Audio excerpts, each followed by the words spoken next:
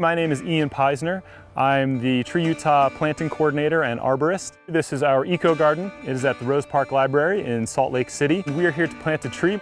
We have a peach tree today, which will fit in nicely with the fruit trees, the nut trees, perennial flowers, and native plants.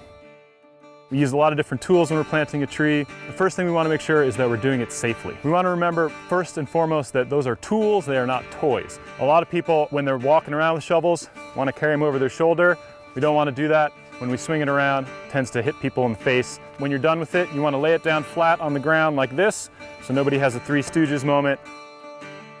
If we're using a pick, you want to make sure everyone who you're working with takes a few big steps back. You don't need a big overhand swing. Just a little one of these is all you usually need.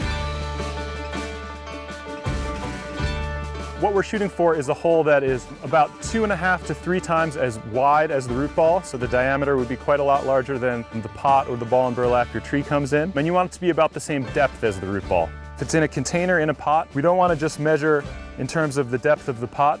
You want to think about where the root flare actually starts. So you'll look on the trunk of the tree, you'll look all the way down, and right where that trunk flares out and the first major roots start, that's where you want to be set straight at the top of the ground. So that's where you're going to measure from for the depth of your hole. Once you have your hole all set, we'll take the tree very gently out of the pot. It's best to do that right next to the hole, so if any of that nursery soil is shedding off of the roots, we like to have that right in the hole, and that's generally good, healthy, nutritious soil for the tree.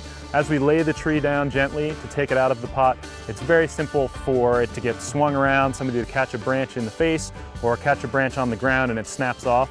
So it's good to have an extra person just kind of managing the top there.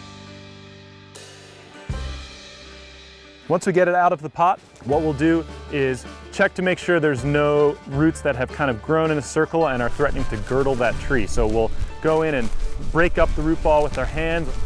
If there's any roots that have already started to grow all the way around, we can clip those off with the pruning shears and we'll loosen up that root ball. So once you've got your roots exposed and loosened up, what we like to do is sprinkle a little mycorrhizae spores on there. Mycorrhizae naturally occur in soil. They attach themselves to the fine root hairs at the end of the root structure of the tree and help the tree with uptake of nutrients and water. This tree that we have today is in a container. If you're working with the tree that's in ball and burlap, so that's a tree that has actually been cut out of the ground and pulled up so the roots have been severed. If you're working with one of those, you're going to want to remove all of that burlap, all of that metal. The only thing that's going to go in the hole with any tree is the soil that it comes with, the roots, the tree itself. We're going to want to make sure any tags or other identifiers are off the tree. Once we've carefully taken the tree out of the container and we've loosened up that root ball, we'll set it in the hole. We want to make sure that it's as close to perfectly perpendicular to the ground as we can. If you plant it at an angle, it's going to probably grow at that angle forever.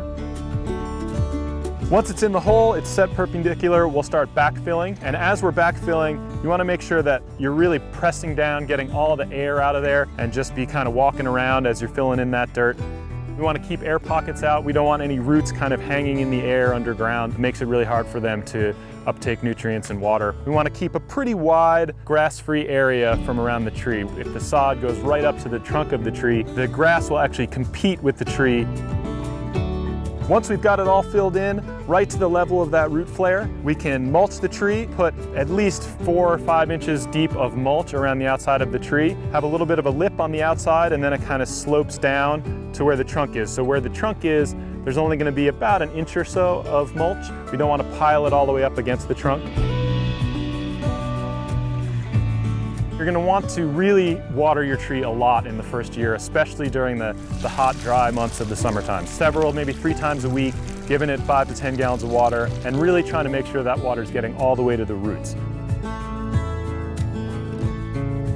So there's a lot of reasons why we plant trees at TreeUtah. Trees in general are very important to us. They pull carbon dioxide from the air. It's obviously helpful in trying to deal with climate change. They also provide a great deal of shade. Trees can also help with improving air quality. The leaves and branches actually act sort of as a net and will pull particulate matter out of the air. They can also help with water quality, slowing runoff and erosion. My personal favorite reason why I plant trees is because they're beautiful. At TreeUtah, we really like to use trees as a way to bring communities together, to connect us to the human community, our neighbors, but also to the rest of the world around us. Plants, animals, wildlife. It's a nice way to feel a little bit closer to the world you live in.